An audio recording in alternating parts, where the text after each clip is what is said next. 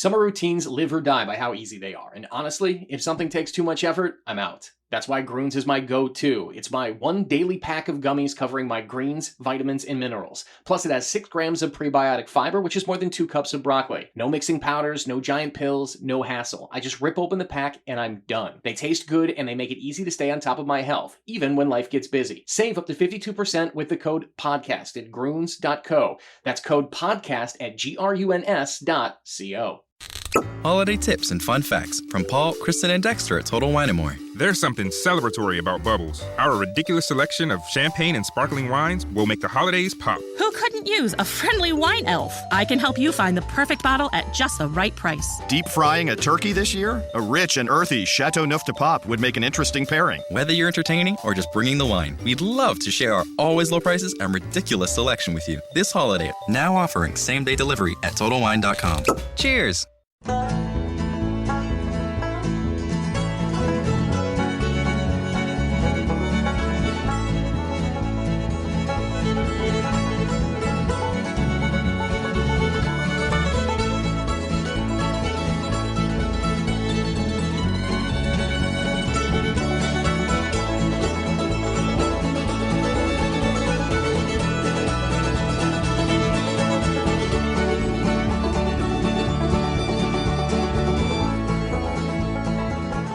I'm guessing we're going to talk about Vegas. Yeah, man. We are. You're like the modern day Sammy Davis Jr. You are synonymous with Vegas. It was an awesome experience. Honestly, regardless of my addiction to Las Vegas. I'm going this weekend, by the way. Yeah, man. That's awesome. You finally getting an actual vacation? It's been a long time, and my wife loved taking vacations. We haven't taken one since like last summer, so this is going to be a nice little getaway. Before I go to Baltimore for the Twins opener and go to the Masters, which are like 2 of the great assignments you can have. So it's not like I need a vacation because I have a tough job. I just like traveling with my wife once in a while. That's all. Yeah.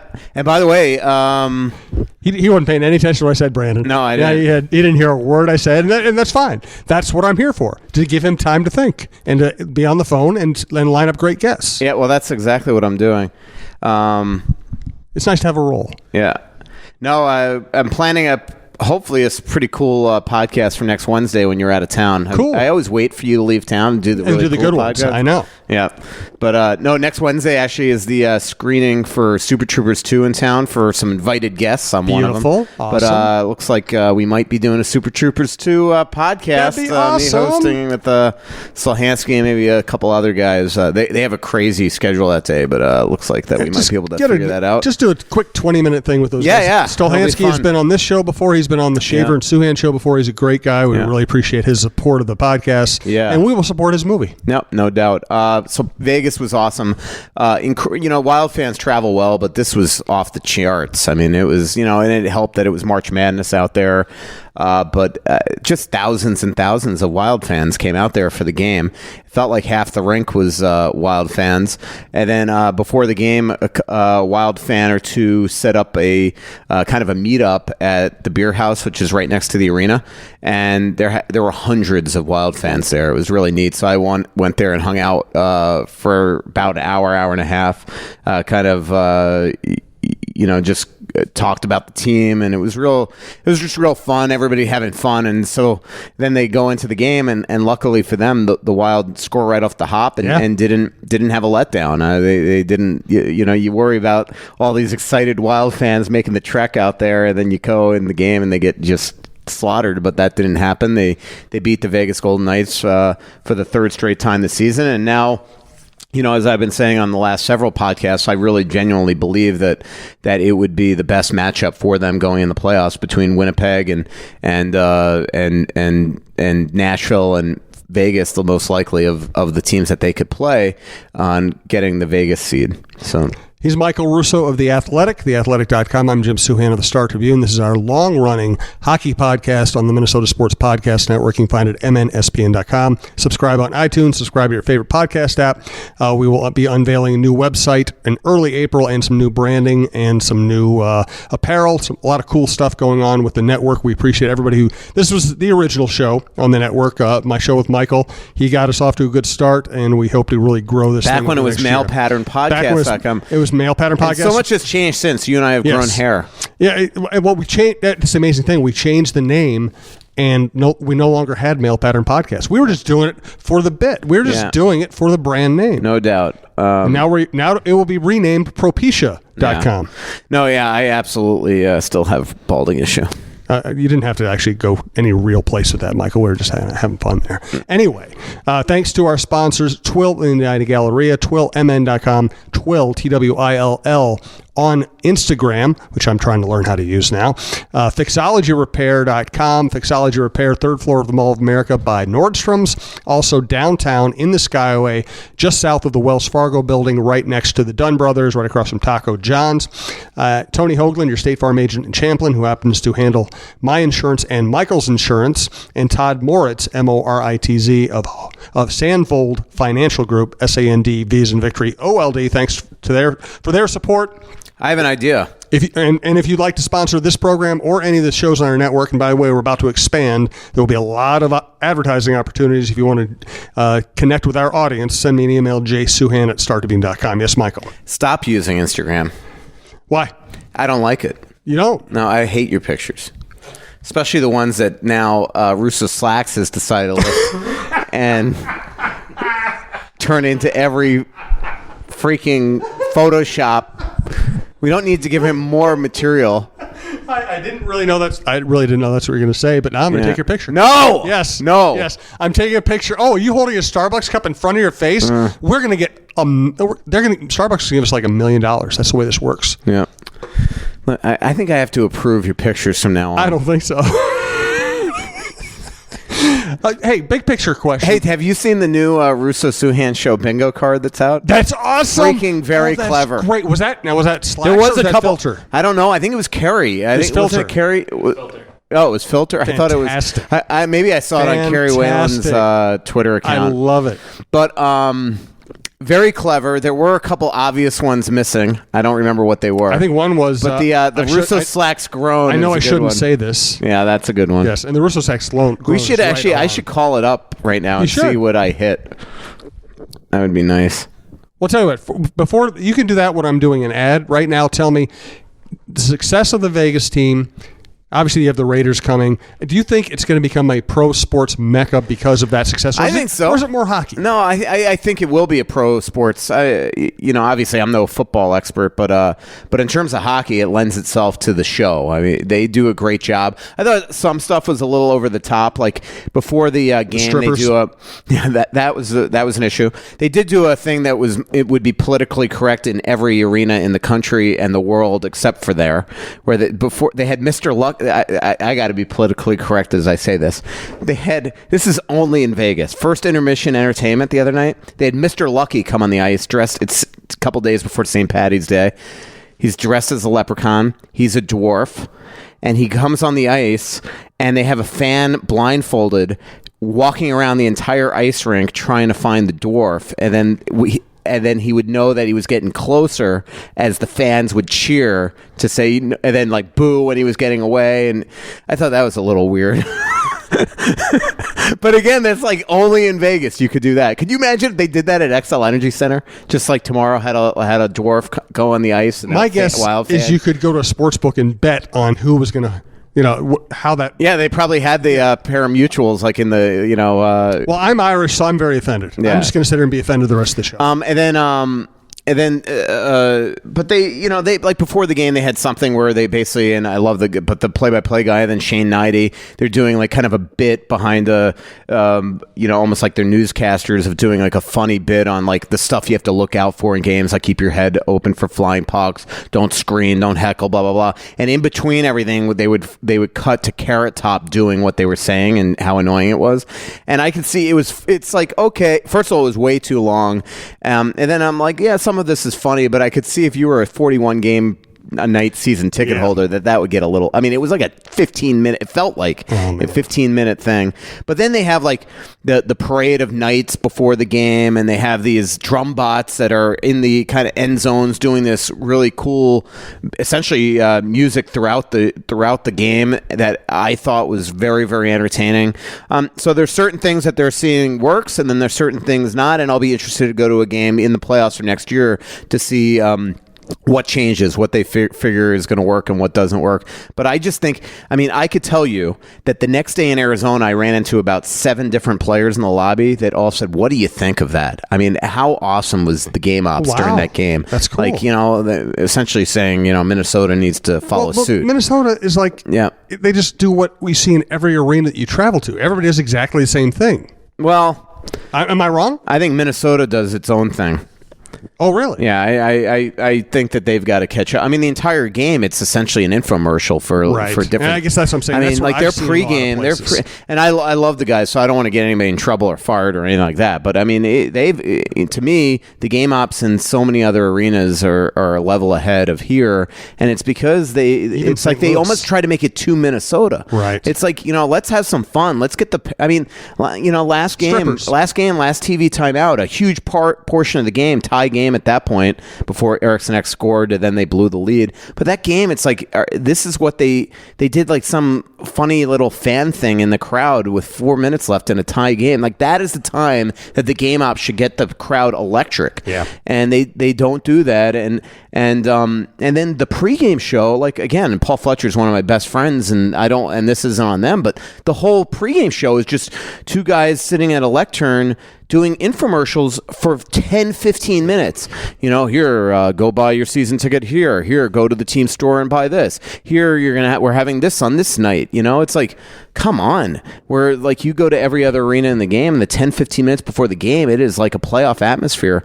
And then the on ice projections and stuff like that. So, and a lot of it, I will say this, a lot of it when you go to a game and this could be what happens in Vegas. Maybe the season ticket holders there are doing the same stuff. But when I'm at 41 Wild games and you see the same thing every night, maybe it just kind of is obvious to me that it's very different than other arenas. And then you go to other ones that are different and you're like, really, wow, that is really cool.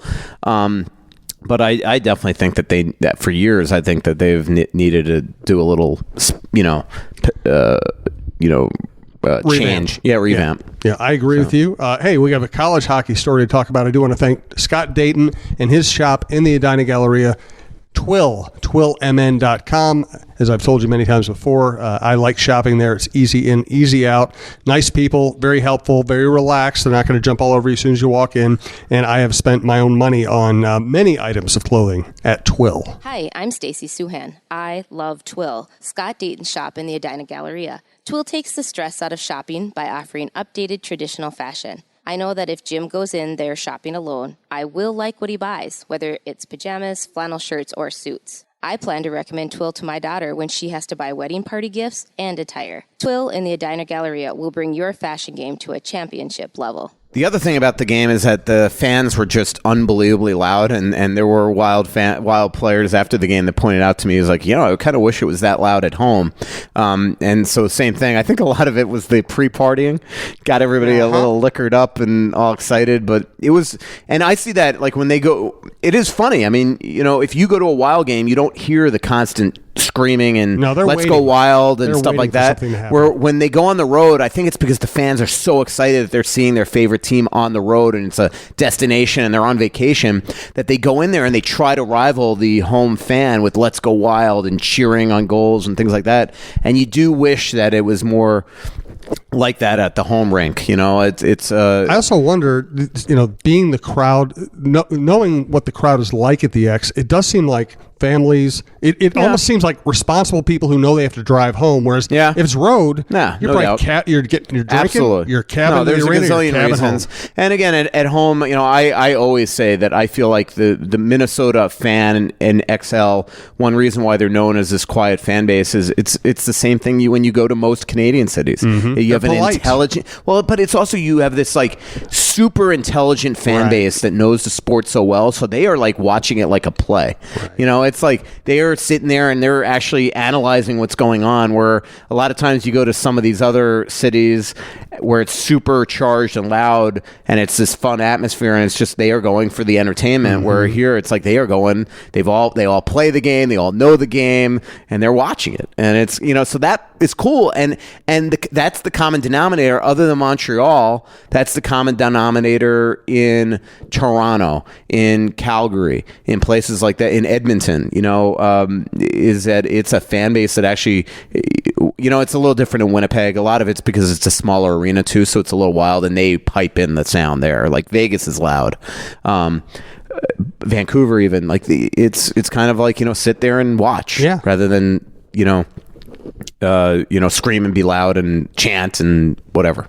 Yeah, I get that. Hey, Don Lucia steps down as Gophers head coach. Just give me your reaction to that. Well, I mean, I think we've all felt that it was coming, and I think that definitely Eric Vigo at The Athletic talked to him the other day, and I listened to the tape, and I mean, it wasn't even a doubt in my mind on Sunday when he interviewed him, listening to Don, that he was saying he was done. Yeah. That he said there was a plan in place with Mark Hoyle. It was obvious reading between the lines what that was. And look, it was probably time. I do think it was time. You know, he's been here 19 years. He's had an incredible run. The 2 of the last 3 years, they didn't make the NCAA. I think that it is frustrating for Don to sit there and have to fight with NHL teams all the time to pick off their players.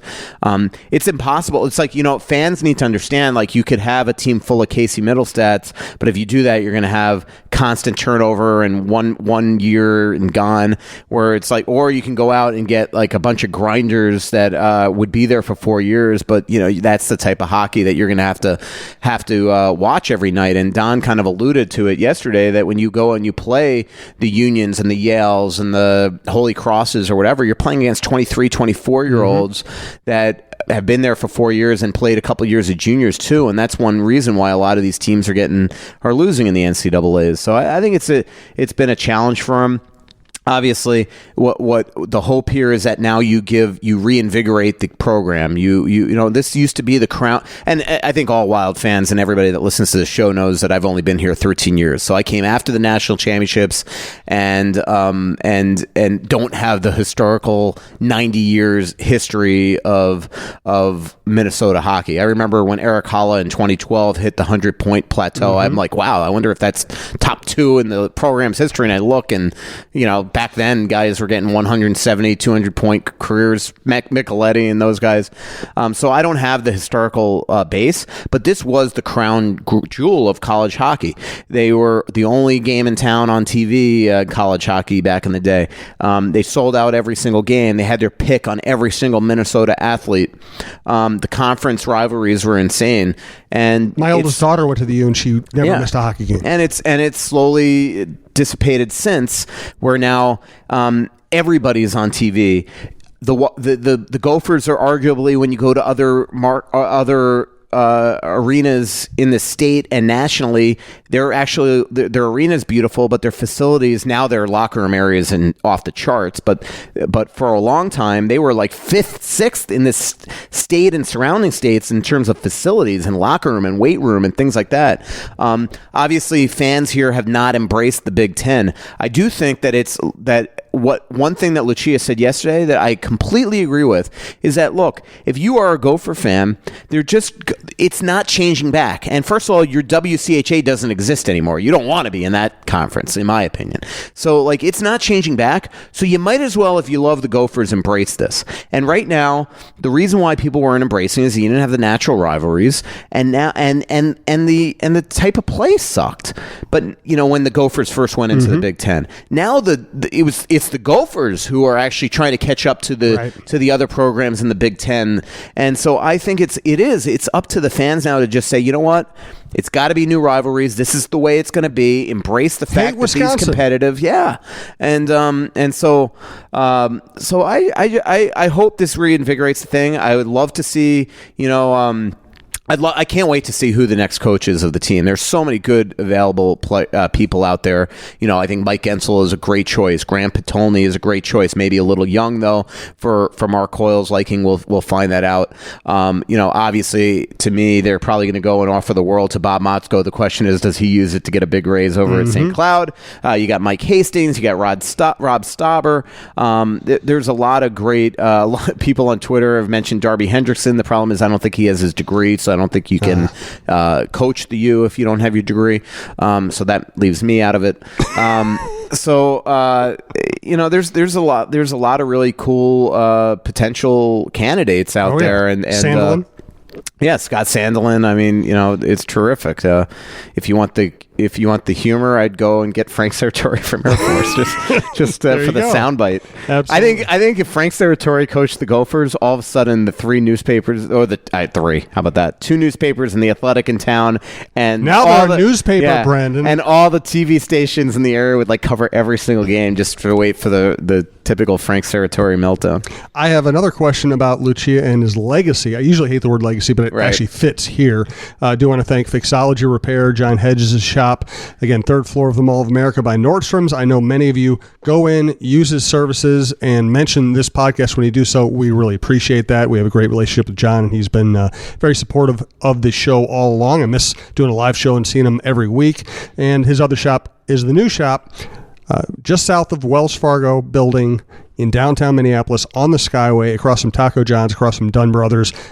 Beautiful little space. We've done a show there. We'll do another show again there sometime soon. There are some things in life that you just can't live without. Now, whether it's a special piece of jewelry, a watch, or even your smartphone, you want it in working condition. At Fixology Repair, we are committed to restoring your pieces so that everything works or fits the way it ought to. Watch servicing, chain repair, and broken screen replacements are just a few of the services that we offer at our 2 locations, Mall of America and the Skyway in downtown Minneapolis. Please visit us at fixologyrepair.com or at fixologymn on Twitter to learn more. Mention this ad and get a 10% discount on our services. So here's my question. Lucia wins 2 national titles.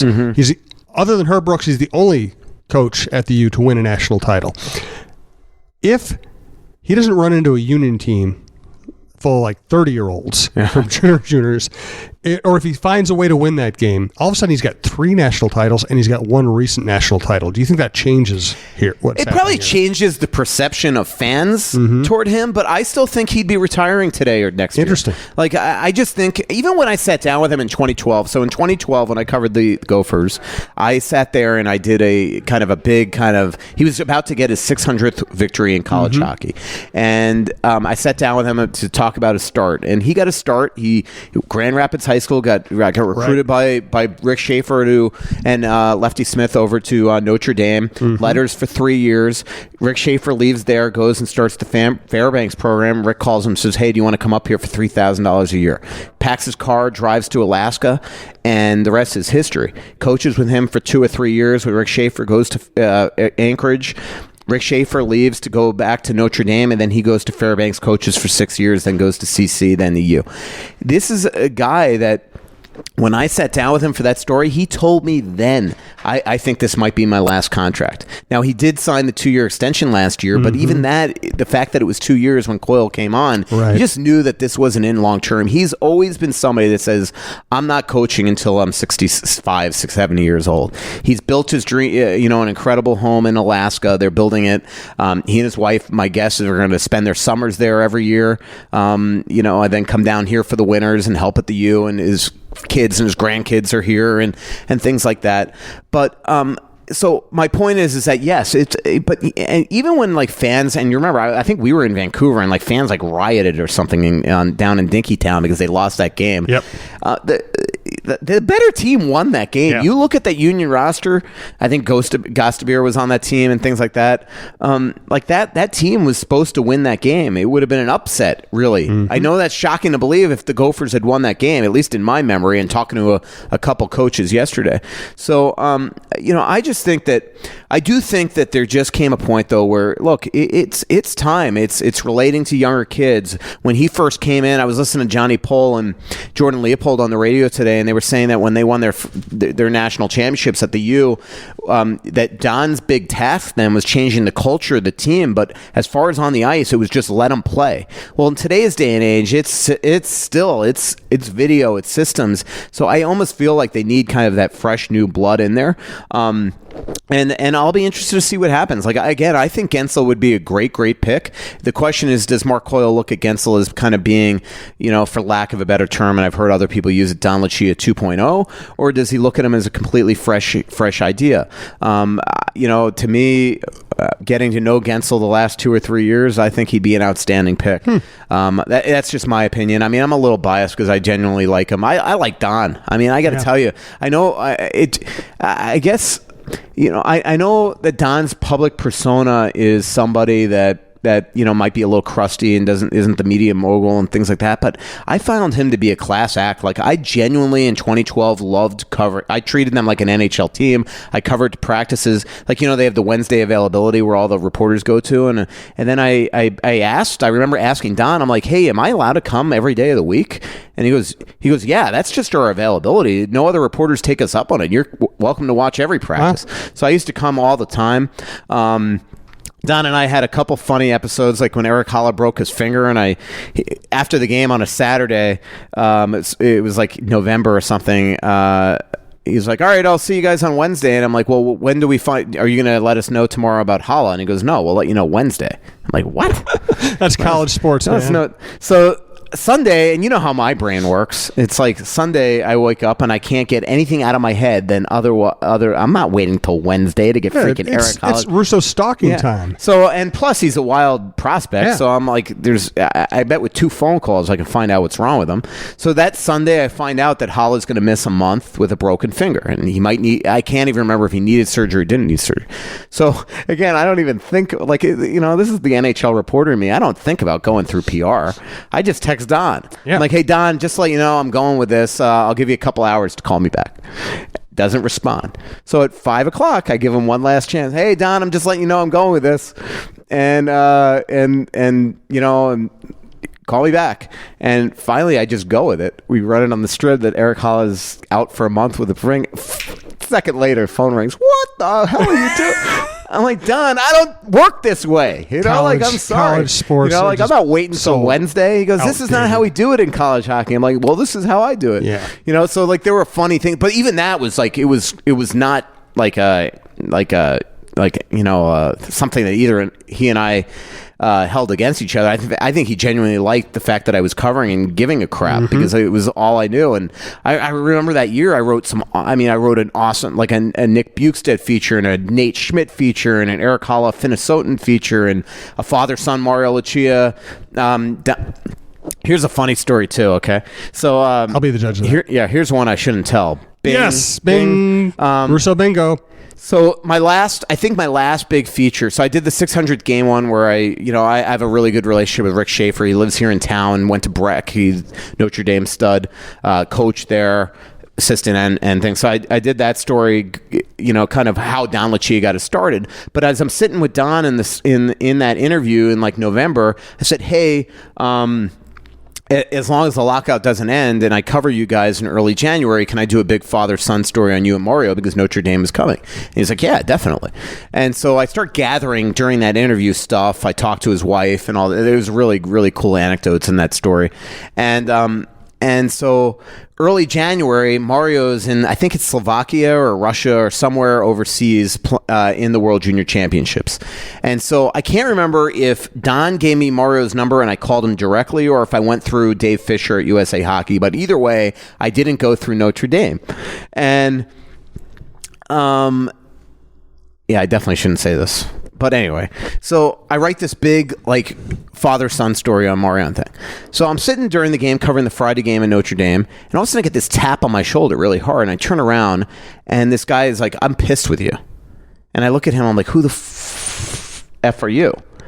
And he goes to me, whatever, the SID in Notre Dame, and we have a rule, you don't talk to freshmen. Oh, God. These people are just And this idiots. is January. And remember, also, I'm coming from covering the Gophers that year, where the rule for talking to freshmen, I'll tell you another, remind me this story on talking to freshmen, the Don Lucia rule. So, hold on. I'm going to call time out. We're going to thank Tony Hoaglund, your State Farm agent in Champlin. It's Hoaglund, and again, Tony supplies my insurance and Michael's, so we know we can vouch for him. Right now, 1 in 3 drivers is cruising around in a state of skepticism about just how much value their car insurance company is delivering. If you are one of them, State Farm agent Tony Hoaglund in Champlin can help you get to a better state, because he'll talk with you, listen to you, and help you put together a policy that has you written all over it, from cost to coverage, all backed by 24/7 customer support. Feeling less skeptical? Then call State Farm agent Tony Hoaglund in Champlin and officially get to a better state with State Farm. And you can reach Tony at 763-421-4900. All right, onward, Michael. I'm just distracted by watching 2 dogs attack each other outside. That's cool. My dog's taking a nap. So remind me of the Don Lucia freshman story, then I'll continue this one. So the guy's like, we don't talk to freshmen. And again, Don's at least rule at that time is you don't talk to him in the first month of the season, not all season. Still so Mario's a freshman on this team. And I look at him, I'm like, you don't, what? Like, and he goes, not only don't we talk to freshmen, I don't like that you went above my head to get him. I'm like, first of all, I don't even know who you are. Second of all, Mario Lucia is a freaking wild prospect. I'll go above your head in a heartbeat.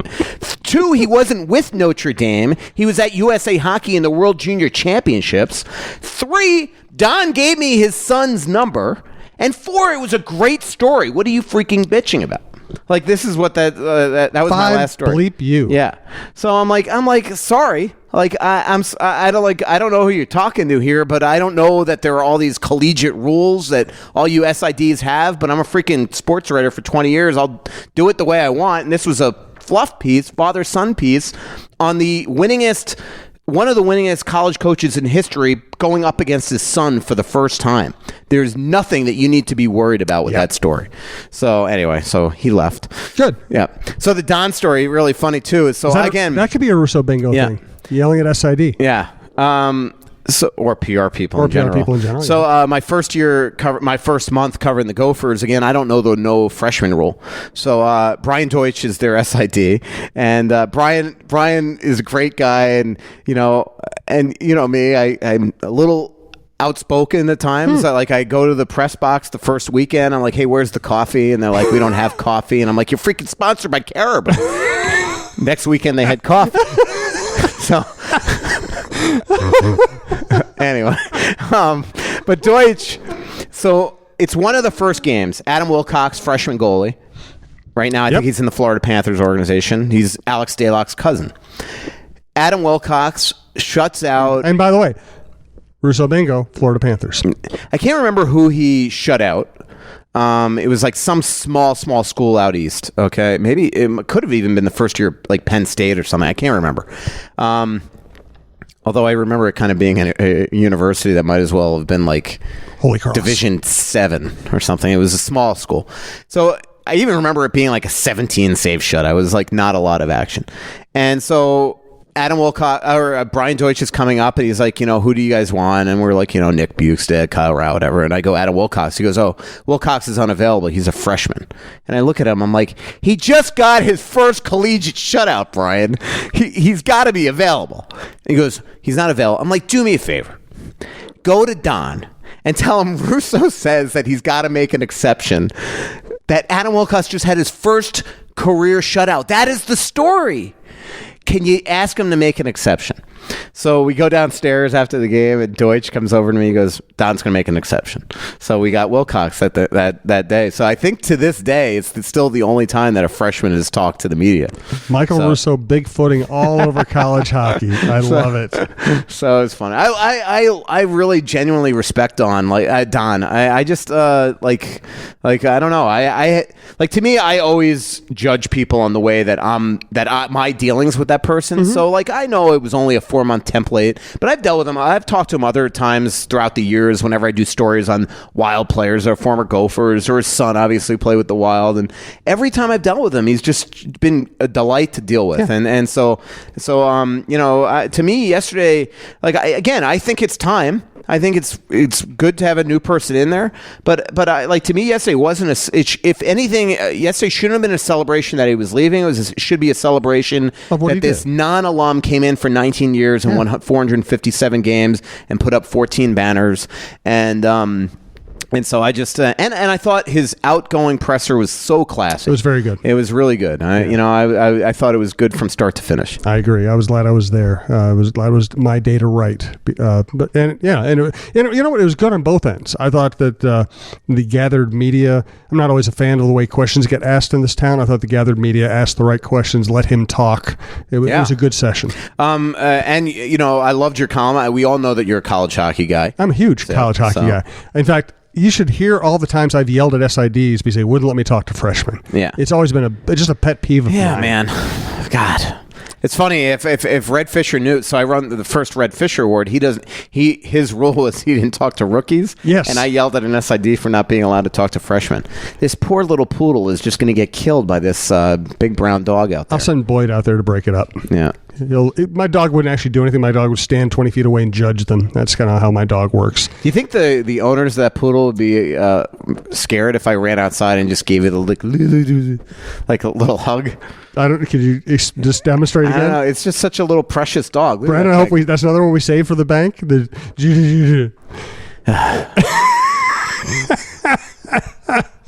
Oh, this has been a good show.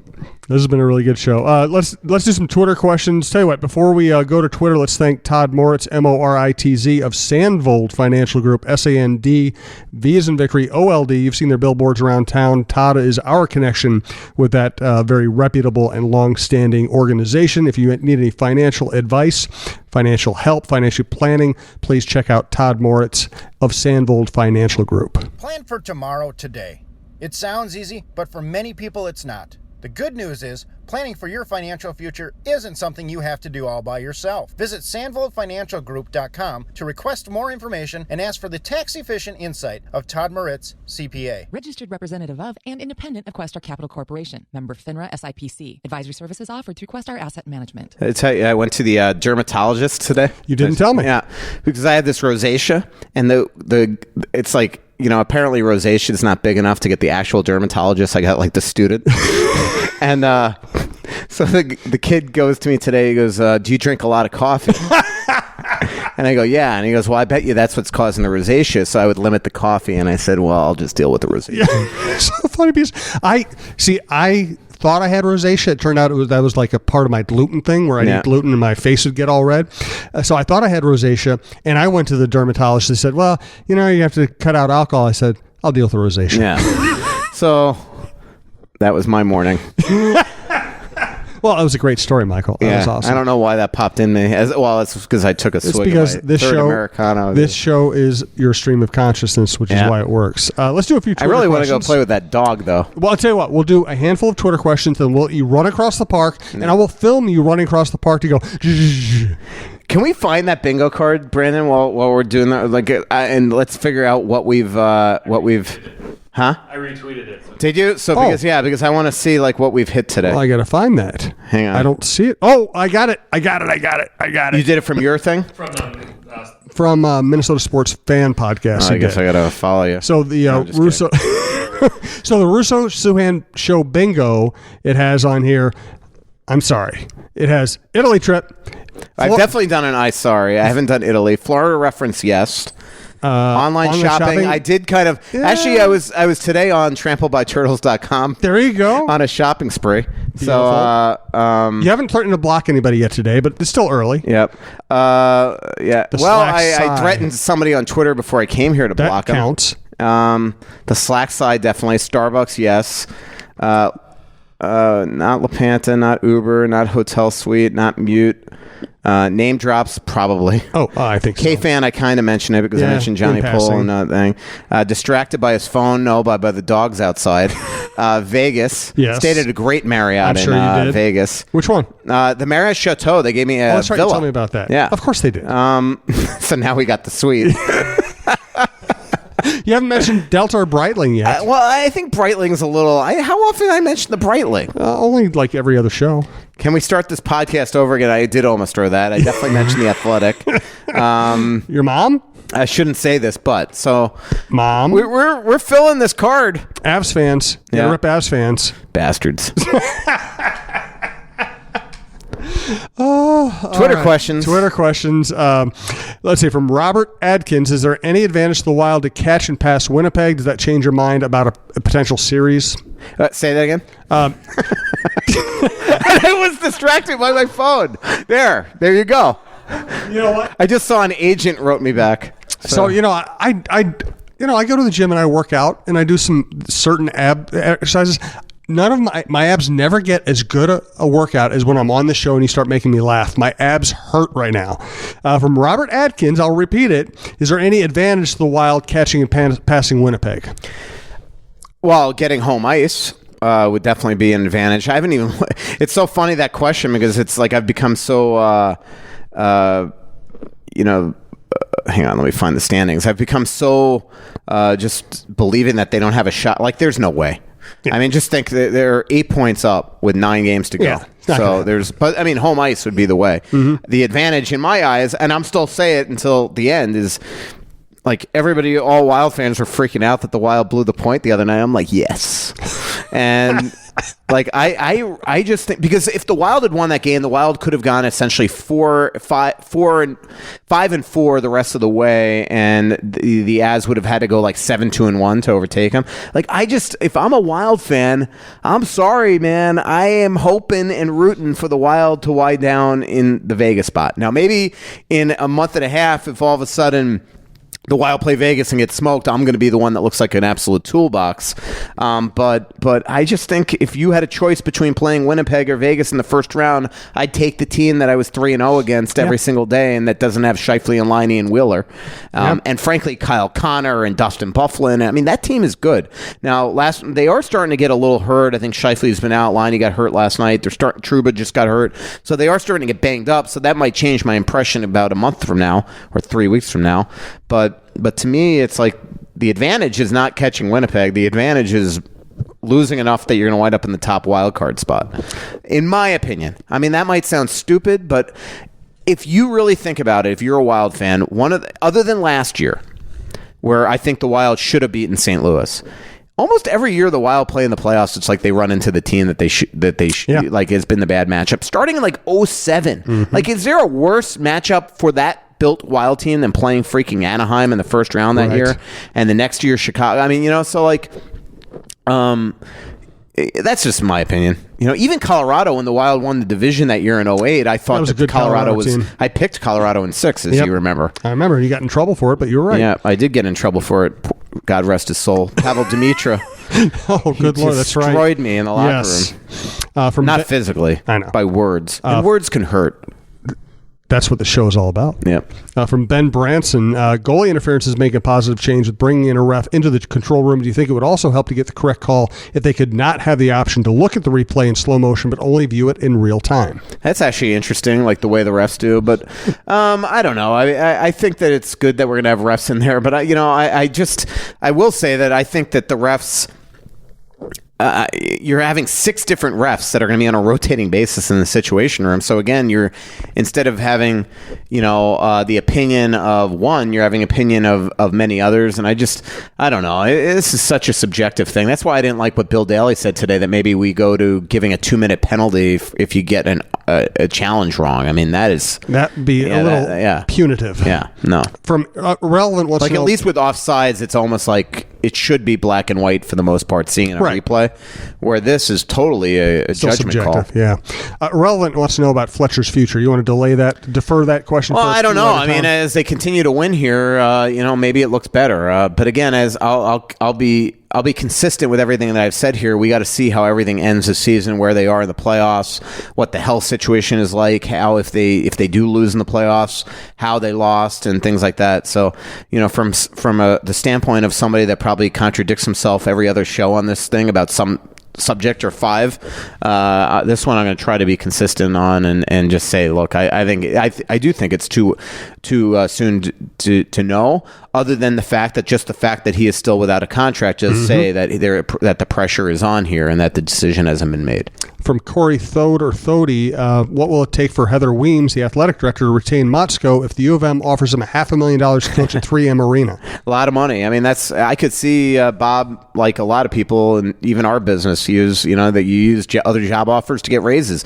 Unfortunately, in most occupations, it's like you almost need to be wooed by somebody else to get more in your neck of the woods. And somebody tweeted me really correctly yesterday, and the right way to say it is that maybe it's up to the U to make him say no. Mm-hmm. And then if he goes back to the athletic director there and they want to keep him, then that's their thinking. Motzko's an interesting story. If you read Chad Graff's story on The Athletic a couple weeks ago, I mean, he's somebody that seems to love it there. Mm-hmm. Not only is he an alum, but he seems to love the relatively little pressure that would come than being in the machine that's in the Twin Cities. He says he doesn't read the papers, and frankly, there's not a lot of coverage there of St. Cloud, and so to all of a sudden you come here where all of a sudden the pressure's on, not just the pressure on, but the pressure of dealing with alumni and dealing with, I think that's what the real pressure in that program is, and raising money and things like that, and so I do agree that I think that Motzko is going to be. It's kind of like when Boudreaux became available. I remember I was leasing a new car the day that Boudreaux was fired, and I'd written a story that day that John Torchetti and Chuck Fletcher are meeting that day, and then I'm at the car dealership, and all of a sudden it comes across that Boudreaux was officially fired, which we all thought he was going to be. And I called Chris Miller, my editor at the Strib, and they said, hey, I'm going home to write this story, that this is going to be the next coach of the Wild, because he just knew it. And so in this situation too, I'd be shocked if Motzko is not the guy that they go after first. And then if he doesn't get it, it's kind of like, I hate to say it, but Gensel's kind of in that Torchetti position where it's like you have this good candidate in the background that's internal, and a lot of times you at least want to get out and talk to the other people. It's even probably worse for Gensel than everybody else, because I've got to think from a Coyle standpoint, you're going to talk to a gazillion people where, let's be honest, the Wild talked to 3. They talked to Torch in person, Torch, Randy Carlisle, and Bruce Boudreaux. By phone, they talked to Mark Crawford. By phone, they talked to Guy Boucher. But it was these 3 only. And if you're Mark Coyle, you're probably talking to, 8, 9, 10 people to have a wide-ranging net, unless for some reason Motzko or Hastings are just like, here, come here. So we'll see. I know that Gensel is going to be a great candidate, though, and we'll see. I like Gensel. I like Potolny too. It's funny if Potolny. Do you remember when Steve Yzerman was offered the Wild job as GM over Chuck Fletcher? That might be news to a lot of people on this podcast, but that's truth. It was 2029. Steve Yzerman was going into his year where he was going to be the rookie GM for the Canadian Olympic team. And he felt like being a rookie GM in the NHL while weighing being the GM of the Canadian team is going to be too much to put on his plate. What happens? He manages them to gold. He gets that out of the way. He gets the experience of being that manager. And in year 2, so a year after Chuck is hired, he goes to Tampa as their GM. It could kind of be that way with Potolny. If it was a year later, Steve Yzerman would be the GM of the Minnesota Wild. The timing didn't work. It's like the only way that timing would have worked is if Leopold had kept Doug Risebrough another year and then went after Yzerman. In this case, it's like Potolny was great, did wonders for that that Michigan program. Northern Michigan, won Coach of the Year in the WCHA. But his first year as head coach, you do wonder, it's like if he had another year or two, if he'd be the guaranteed guy. Yeah. Maybe I'm wrong. Maybe he is going to be a top candidate now. Interesting. I've got to think he wants it. Yeah. A couple more Twitter questions. Thanks again to all of our sponsors, Twill and the Edina Galleria, Fixologyrepair.com, Tony Hoaglund, your State Farm agent in Champlin, and Todd Moritz of Sandvold Financial Group. Let's wrap up the show with a couple more Twitter questions. I always ask for Twitter questions. We don't get to a lot of them. We do appreciate them, but Michael was on a roll today. I'm not going to interrupt that. From Bill, is it time to reunite Stahl with Granlund? I don't know. I mean, maybe. Granlund's been horrendous. Yes, he has. I mean, absolutely awful for for 6-7 games, and the last time he was put with them, it exploded, it erupted him. But it depends on whether Bruce Boudreau feels that he needs to spread the wealth again, or if loading up one line is an issue. Because that's the thing. He knows that if he's going to play Winnipeg or even Vegas, anybody in the playoffs, you need to have balance scoring up and down. And you got a third line that's playing well right now, a fourth line that's playing well right now. Stahl's at least still scoring. So is it now the time, or do you wait till it's a little more of a desperate situation? We'll see. We'll see what happens this weekend. 2 unbelievable powerhouses coming in here back-to-back. Luckily for the Wild, it's at home where you don't have to deal with the travel. But Nashville, absolutely on fire right now, running away with this conference. Boston looks like they're about to pass Tampa, or did they already? They've been amazing with a ton of injuries, by the way. Boston, or they were about to pass Tampa. Now they're 5 back again. So plus 55 goal differential, only 17 regulation losses, which I believe is lowest in the NHL. No, Nashville's lowest. So you got the 2 teams with the lowest regulation losses in the NHL coming in back-to-back. What's really cool is that the home game against Nashville, which is on the front end, are usually really, really fun games. They are. I mean, the Wild, I always say it, the Wild usually play 5-4 games with them at home and 1-0 games on the road, 2-1 games on the road. From Russo Slacks. Oh, my God. This is clever. I mean, honestly, I just told you that I have rosacea and a heart problem, and now you throw this at me when I'm on my third American. And you're worried about dogs in the park. Yeah. From Russo Slacks, do you foresee Charlie Wiggins, Coyle, maintaining his current level of play? It's a basketball hockey joke. Oh, hilarious.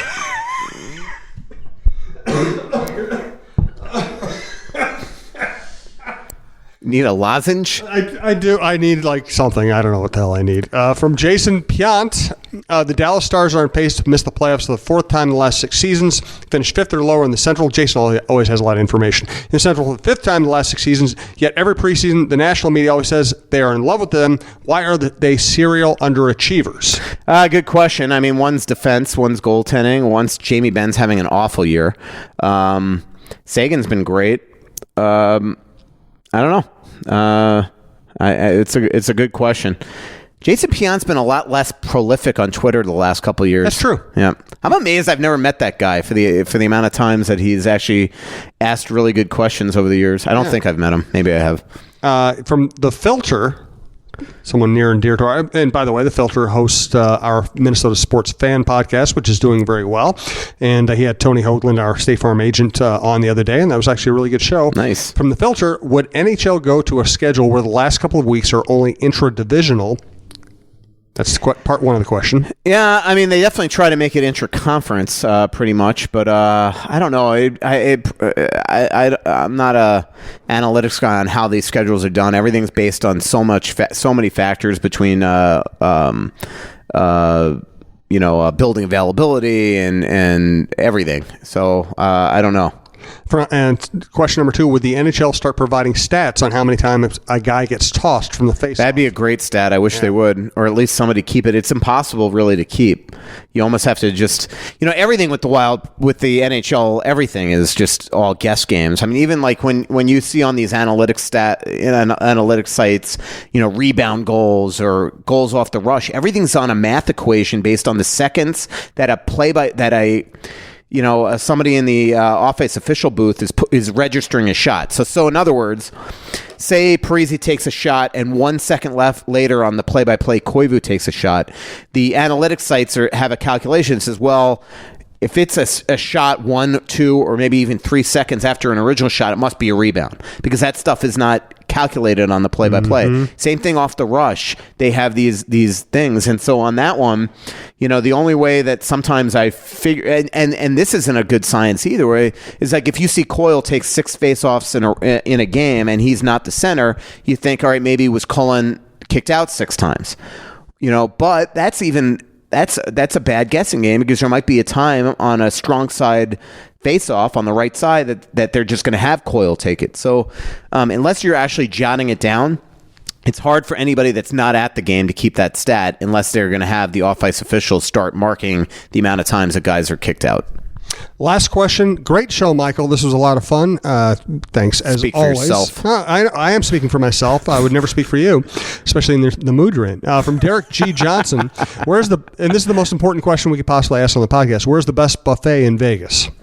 I don't. I've the only buffet I've really ever gone is Planet Hollywood. I don't think I've ever been. I was at the Wynn once. Planet Hollywood's really good, really good. You got to come hungry though. I'm anti. They got the Harrah's. Like you could buy like an all-day buffet at like every Harrah's casino for like $80. Could you imagine? Like where you can go like to every one. Did they give the insulin too? I know. And you know how many Harrah's casinos there are? I mean, you got Harrah's, Flamingo, Paris, Caesars, Planet Hollywood, Rio. I think the Link, maybe.